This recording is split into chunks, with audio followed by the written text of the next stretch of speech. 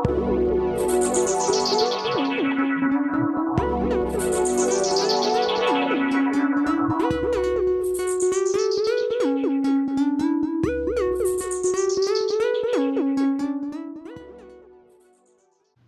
and welcome to the Warehouse Logistics Strategy Podcast, sponsored by Unicarrier's Forklift. My name is Benjamin Hunting, and today I'm speaking with Puga Sankara, co-founder of Smart Gladiator LLC, on the topic of labor management. Specifically, we'll be discussing the difficulties associated with training a warehouse workforce, both for effective long-term knowledge and in terms of the bottom line. Puga, thank you for taking the time to talk with me today. Oh, thank you very much for the opportunity, and it's a pleasure to be on this podcast. To start things off, could you tell me what kinds of fundamental problems that managers are facing when trying to onboard new and untrained labor? Yes, absolutely. What's happening today in supply chain is, especially the distribution centers, which are the hubs of supply chain. One important change that's happening is, there are a lot of millennials walking into the DC, right? And the overall culture within supply chain is risk averse, right? I don't want to try something new and lose my customer satisfaction degree with my customer. So, we tend to play it safe, and we tend to always, stick to proven old school methods of doing things. And now, with the advent of this technology, especially, all the consumer side of things have changed upside down with all this mobile technology that's come up. And whereas on the enterprise side, that change has not fully synced in. And with all these millennials that are walking into the DC, these are kids that are grown up with their, touchscreen devices and, playing with their video games and, pretty much live their life with technology. They're very technology savvy and also very technology dependent. So giving them a technology that's an older, 10-year-old, 20-year-old technology, it just slows things down. And we just had a conversation with one of the larger retailers, and they said just for temp workers, these are workers that are hired during the holiday season to handle the peak volume. They hire these workers 2 weeks in advance because that's how long it takes for them managers to train these temp workers, to get them to be fully productive so they can support the peak volume. It's being made worse by this, paradigm shift that's happening where, all this action that used to happen in the retail store are kind of slowly shifting towards the warehouse, right? Because people, don't want to go to retail stores any longer because they're getting better deals in Amazon. They can place orders through the web, whatever they want, or they can buy things through the mobile device. So that means, a lot more action in the warehouse and the distribution center. So, that is also adding to the pain to some extent. And I know we're chomping at the bit to get more deeply into the tech side, but our listeners are interested also in what they can do today with the tools that they already have. And to that end, could you maybe take me through some of the organizational strategies that you see helping warehouse managers being able to train faster just through shifting their methods or adopting new practices?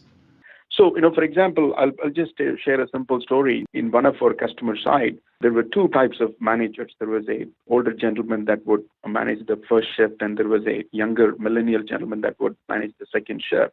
And the first warehouse manager would follow the users. These users are working in their forklifts or turret trucks or reach trucks, whatever they're picking boxes. And this older gentleman would follow the users are working in their truck. He would follow them in a golf cart. And he would, critique them. Hey, here is how you should do your job. This is how you're ergonomically, this is how your movement should be. And, that's how he improved people. He educated people. He incorporated best practices.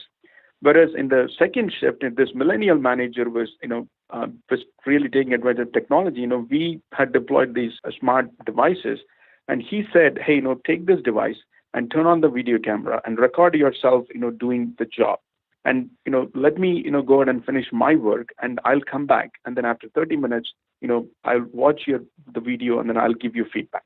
So this second millennial manager, he not only saved 30 minutes and, got something done on the side where, obviously he improved productivity by the extra time work that he got done in the 30 minutes. And he also, recorded the thing so everybody else can look at that and, share what are some of the best practices, what is the right way to do a job and things like that. So it's very important to, look at any role from their perspective and leverage the tools. I mean, it doesn't have to be state of the art. You don't have to buy anything, just personal mobile, right? Personal tablets. So leverage those tools and, make it easy for these millennials to adapt to this technology or incorporate, training practices, training videos, simple things like that. That's what I would say. Now, you mentioned technology, and I want to talk a little bit about that. How specifically technology is helping to make labor management more efficient and more cost effective. But I wanted to start with the here and now, which is the technologies that people have access to today that they should have top of their mind in order to avoid maybe getting behind the curve. I'm thinking specifically about communications technologies, automation tech, and smart technologies that are used for tracking and inventory management. Could you maybe tell me a little bit about that? Yes, absolutely. What needs to happen is, there is obviously, there is this back-end ERP systems, WMS systems, transportation management systems. There are a lot of these systems, big retailers or distributors, all these people are running. And there is a lot of opportunity to modernize that without a big capital expenditure. With the advent of this mobile technology we have, it's very easy and simple to integrate those mobile technologies on top of this, existing legacy systems or systems that could be, 10 or 20 years old, and still get a really, really good, productivity improvement out of this whole setup. There is no reason to, spend tens and millions of dollars and overhaul the supply chain completely. There is no reason to do that at all. Instead, they would get best bang for the buck to deploy the latest mobile technology on top of this legacy system and, completely bury the system, still have a really nice, UI and UX for these users that are walking into the DC. I mean, not only for the, young people, including the veteran, operators in the supply chain. And same thing, people are, a lot more used to watching YouTube videos now. If you ask a young worker that's walking to DC, hey, if you ask him to learn a tie, they don't ask their parents or, they don't ask somebody else. They go to YouTube and then watch the video on how to tie a tie. All those things can be leveraged, in the supply chain, in this technology setup, and we can create a lot of value by leveraging this technology without, doing a, rip and replace of all these systems that are helping us run this whole gamut of things. Of course, it needs to be provided such that, from a security perspective, from a privacy perspective, from a enterprise perspective, it integrates really well, and there is no jeopardy in terms of, especially retailers are a lot more sensitive to it because of the, credit card theft and things like that happen. So we got to do all that in an enterprise fashion. If we do that, there is a lot of value to gain from the whole thing without completely overhauling the supply chain systems. To wrap things up, I kind of wanted to touch on emerging technologies, stuff that's maybe not here yet, but is coming a few years down the line. And what should managers start to think about in terms of how they're going to be directing, where they're going to be directing their technology strategy moving forward during that time period?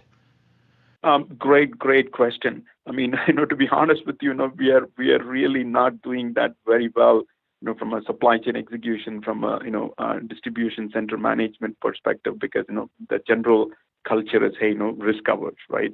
I think two opportunities, the emerging trend that would add value in supply chain is one is, augmented reality, and the other one is virtual reality. I think what's going to happen is augmented reality is going to make people super smart because, today warehouse managers are walking around the distribution center, with their notepads and, sometimes, some folks have iPads and the tablets too. They're looking at the, metrics of their employees, productivity metrics, shipments outstanding, orders outstanding, they need to ship, shipments that need to be received, any exceptions, messed up locations, cycle count exceptions and things like that. So I think what's going to happen is in the future, they're going to have much more intelligent, AR glass. They'll just wear, it's exactly like the Terminator movie. I don't know if you remember the bar scene in the Terminator movie where, this, I think it's Arnold Schwarzenegger, he would walk in and then the glass would scan every single person and then it will provide information right away.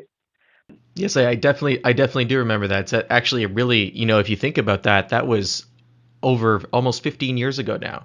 and we're only getting to that right in the real world at this time, or we're on the verge of that. Exactly. So that's exactly what's going to happen. So I'll be a warehouse manager. I'll wear my AR glass and then I'll walk across the aisles. I'll be able to see all the red flags popping up. Hey, this location doesn't have enough inventory. I need a replenishment there.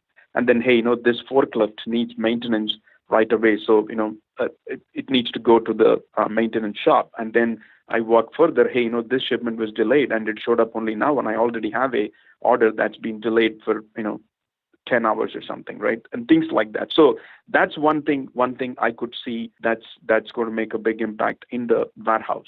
I mean, there are vision picking systems that are coming up. I think they're still yet to reach their full potential. So that's augmented reality could add a lot of value to the warehouse manager, make his life easier in terms of understanding the exceptions, what he needs to pay attention to, what he needs to work on, right? That's one part. And I think the second technology could be the virtual reality one. That would make training so much easier. You could very easily simulate real training environments, either driving a forklift or driving a truck for that matter, or doing any specialized, sophisticated task in a warehouse environment, all simulated, and people are fully trained in that before they embark on the real execution of the task. I think those two have pretty good potential in the warehouse space to make things better. Puga, I want to thank you for taking the time to speak with us today. I very much appreciate your insights, and I know the audience does as well. Oh, thank you very much for the opportunity, and it's a pleasure to be on this podcast.